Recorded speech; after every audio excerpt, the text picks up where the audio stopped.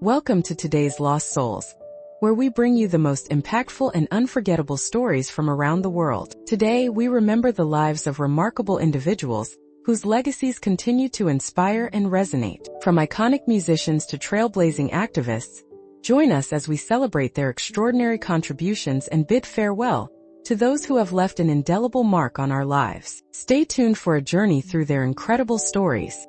Sarah Francesca Chionese.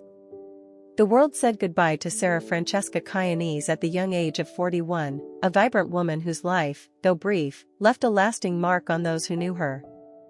Her passing is not just the loss of a person, but the silence of a heart that once beat with immense kindness, creativity, and unwavering strength.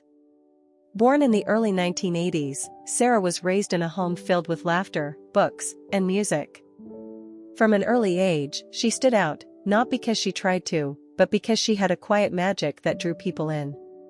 She had a gift for listening, for noticing the small things others missed, and for making everyone around her feel seen.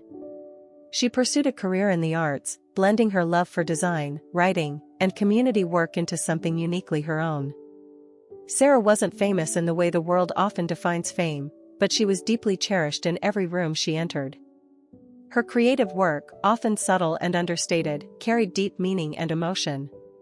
Whether it was a handcrafted gift, a thoughtful letter, or a project that helped others, Sarah's impact rippled far beyond what could be measured. Her friends remember her as someone who always showed up, not just for birthdays or celebrations, but for quiet moments when someone needed support.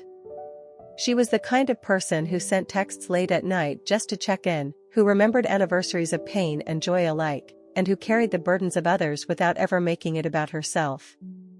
Sarah battled illness in her final years with a bravery that left her doctors and loved ones in awe. She never let it define her. Even when her body grew weaker, her spirit never dimmed.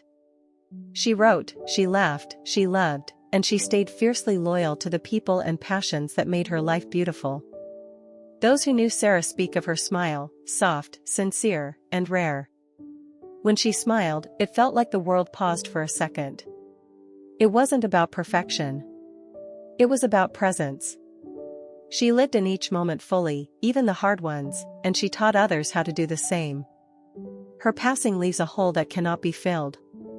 But those who loved her, family, friends, colleagues, will carry her light forward. In every act of kindness, in every creative spark, in every moment of genuine connection, Sarah lives on. Larry Tamblin. Larry Tamblin, a musician whose soulful touch behind the piano and his powerful vocals once moved audiences across generations, passed away at the age of 79. His name may not have been on billboards in recent years, but for those who truly knew music, the kind that stirs your heart and speaks to your soul, Larry Tamblin was unforgettable. Born in the mid-1940s in the heart of America, Larry grew up in an era where music was not just entertainment, it was a lifeline. Raised in a family that appreciated gospel and blues, Larry's talent emerged early. By the age of 10, he was already playing hymns by ear. Music came to him like breathing, natural, pure, and deeply emotional. In the 1960s, Larry began making waves as a gospel and soul artist. He was best known as a founding member of the Tamblin Singers, a gospel group that rose to regional fame with its rich harmonies, heartfelt lyrics, and Larry's unmistakable voice. His style blended the spiritual intensity of gospel with the rhythm of soul and early rock and roll, creating a sound that felt both sacred and alive. Though mainstream fame eluded him, Larry's music resonated in churches, community halls, and on the airwaves of small-town radio stations. He became a staple in the gospel circuit, performing at revivals, festivals, and charity events, always with the same passion and humility. His performances weren't about showmanship, they were about connection. When Larry sang, people listened. They felt.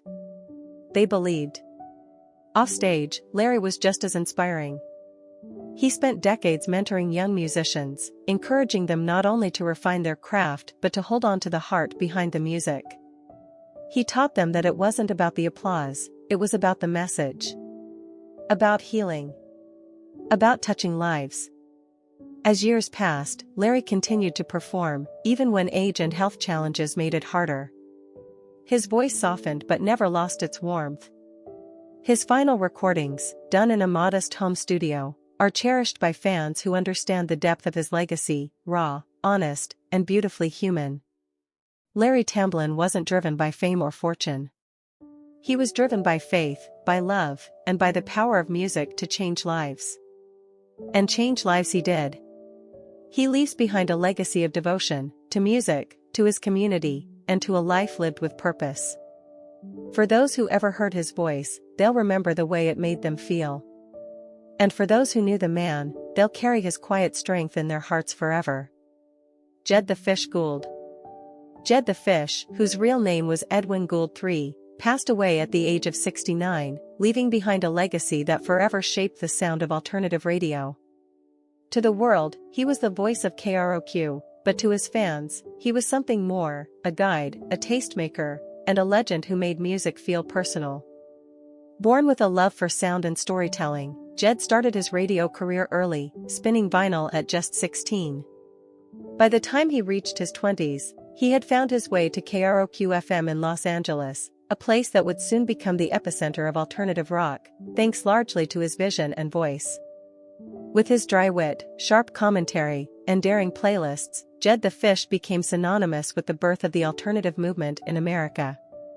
He didn't just play music, he introduced a generation to bands they'd never heard of but would never forget. The Cure, Depeche Mode, 9 Inch Nails, and countless others got their first spins on American radio because Jed believed in them.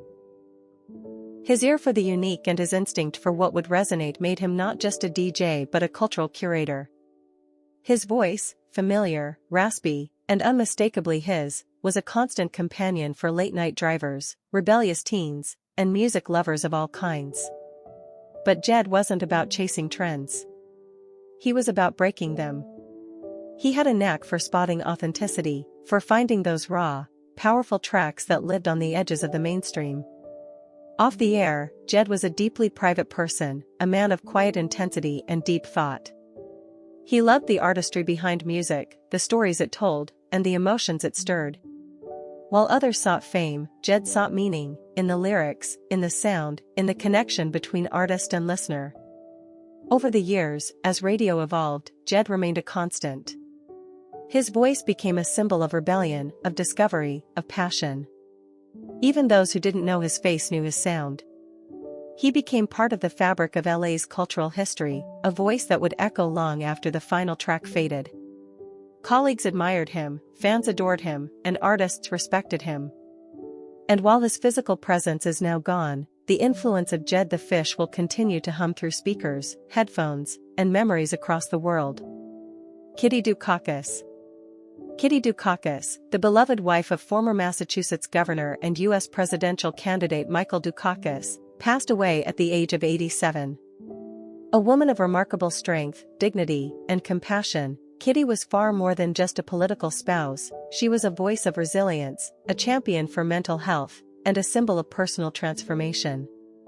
Born Catherine Dixon in Cambridge, Massachusetts, Kitty came from a family steeped in civic responsibility and intellectual pursuit. From a young age, she possessed a curiosity about the world and a deep empathy for those who struggled within it. Her early years were filled with education, art, and a commitment to social causes that would later define her legacy. When she married Michael Dukakis in 1963, she stepped into a life of public service. As First Lady of Massachusetts, Kitty was admired not only for her grace and style but also for her deep involvement in issues she cared about. She didn't just attend events, she listened, advocated, and spoke up. Her commitment to community, especially in the realms of education, healthcare, and addiction recovery, was unwavering. But Kitty's life was not without hardship. In the late 1980s, during her husband's presidential campaign, she faced a very public battle with alcoholism and depression. Rather than hide her struggles, Kitty bravely chose to confront them head-on. Her openness shattered stigmas and gave strength to thousands who were suffering in silence. Her memoir, Now You Know, told her story with unflinching honesty, a rare and powerful act of vulnerability from someone in the political spotlight. In her later years, Kitty became a tireless advocate for mental health and alternative treatments, especially electroconvulsive therapy, ECT, which she credited with saving her life. She spoke before Congress, served on advisory boards, and counseled others who felt hopeless, always reminding them that healing was possible. To those who knew her personally, Kitty was warm, curious, and fiercely intelligent. She loved classical music, good conversation, and quiet moments with her family. Despite the pressures of public life, she remained grounded, always more interested in helping others than in seeking attention for herself. Her marriage to Michael Dukakis endured for over 60 years, a partnership built on mutual respect, love, and shared purpose. Through triumphs and tragedies, they stood by one another, a rare and inspiring bond that never wavered. Kitty Dukakis leaves behind a legacy of courage, compassion, and advocacy. She taught the world that vulnerability is not weakness, and that through honesty and perseverance, even the darkest chapters of life can lead to light. Her voice, once nearly silenced by pain, became one of the strongest in the fight for dignity and healing. And that voice will echo long after she is gone. Matt Stevens. Matt Stevens, the former NFL defensive back and Super Bowl champion, passed away at the age of 45, leaving behind a legacy built on resilience, grit, and a passion for the game that defined his life. His journey through the highs and lows of professional football was never easy, but that's exactly what made him stand out, not just as an athlete, but as a human being. Born in North Carolina in 1978, Matt's love for football started in childhood. He was the kind of kid who would be the first on the field and the last to leave. Football wasn't just a game to him, it was where he felt most alive. His dedication paid off when he played college football for Appalachian State University, quickly becoming known for his tenacity, speed, and hard-hitting style. Matt's dream came true when he entered the NFL. He played as a safety, a position that demands both brains and bravery, and he brought both to the field. Over his professional career, he suited up for several teams including the Buffalo Bills, Philadelphia Eagles, Washington Redskins, and the New England Patriots. But it was with the Patriots that he experienced the ultimate glory, a Super Bowl victory in 2001. Holding that trophy, being a part of that history, was one of the proudest moments of his life. But football is a brutal sport, and Matt's career took its toll. Injuries, physical wear, and the intense pressure of life on and off the field created a heavy burden. After retiring, Matt faced challenges that many former athletes encounter, adjusting to life outside the spotlight and dealing with long-term physical issues. In 2007, tragedy struck when he was involved in a motorcycle accident that left him paralyzed from the waist down. Yet even in the face of such hardship, Matt didn't give up. He turned his struggle into strength. He became an advocate for spinal cord injury awareness and a symbol of courage for others who had suffered similar fates. Friends described him as a fighter, someone who didn't let life's hardest moments define him. He continued to inspire others, often speaking about the importance of perspective, faith, and gratitude. Matt Stevens may have been known first as a football player, but those closest to him knew him as a man of heart. He was a loyal friend, a son who made his family proud, and a man who took life's hits, both literal and emotional, and still stood strong in spirit. His story reminds us that greatness isn't always measured in stats or championships, but in how someone faces adversity. Matt Stevens lived with courage and left behind a legacy of perseverance and inspiration. Richard Kahn. Richard Kahn, a name that resonated in the world of economics and academia for over half a century, passed away at the age of 92. Known best as a brilliant economist and one of the key minds behind Keynesian economics, Richard's work and intellect shaped how the world understood employment, demand, and the ripple effects of economic activity. Born in 1932 in Cambridge, England, Richard Kahn was drawn to numbers and theories from an early age. As a young man, he had a keen sense of curiosity, not just about how the economy worked, but how it could be improved for the betterment of society.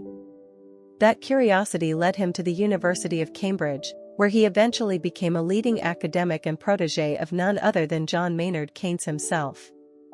Kahn's most famous contribution to the field came in the form of the multiplier effect. It was a revolutionary idea at the time, the concept that an initial increase in spending could lead to an even greater increase in national income. This theory became a core principle of Keynesian economics, and it would go on to influence government policies across the globe, especially during periods of recession and economic recovery. But Richard was never content with theory alone.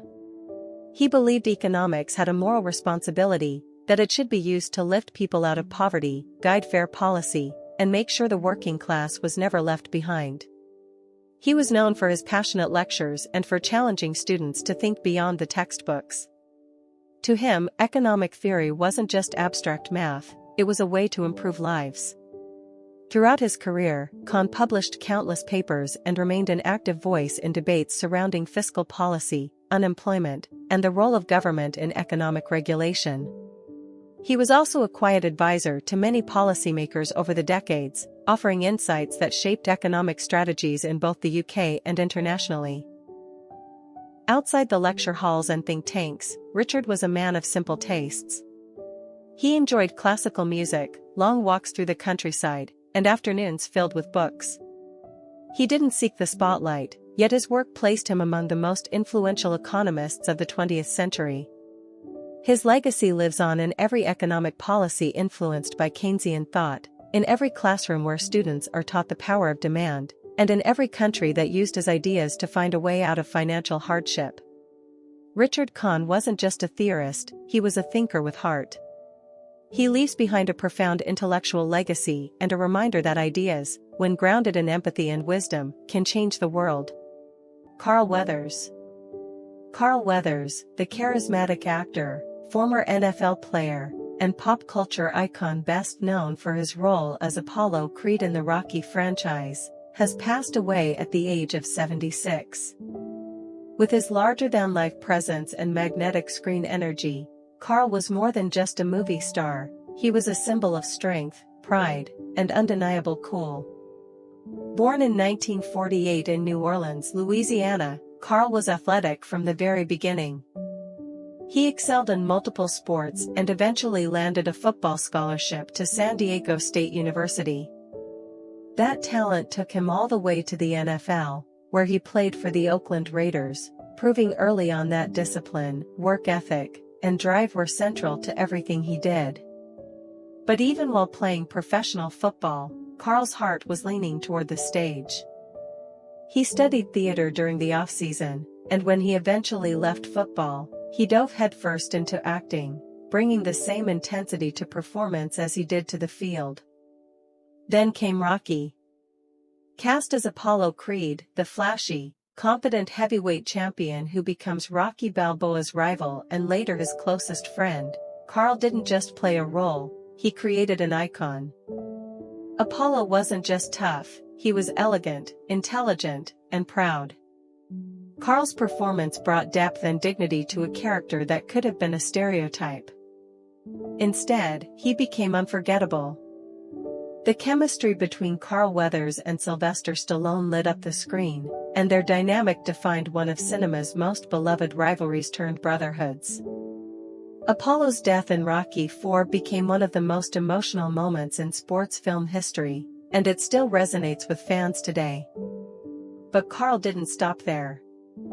From the jungle warfare of Predator to the hilarious golf mentor in Happy Gilmore, he showed his range again and again. More recently, his role as Greef Karga in The Mandalorian introduced him to a whole new generation, and he even directed episodes of the hit series, proving that his talents went far beyond acting. Off-camera, Carl was known as generous, focused, and deeply committed to his craft. He mentored younger actors, spoke about education and discipline, and never lost sight of the importance of hard work.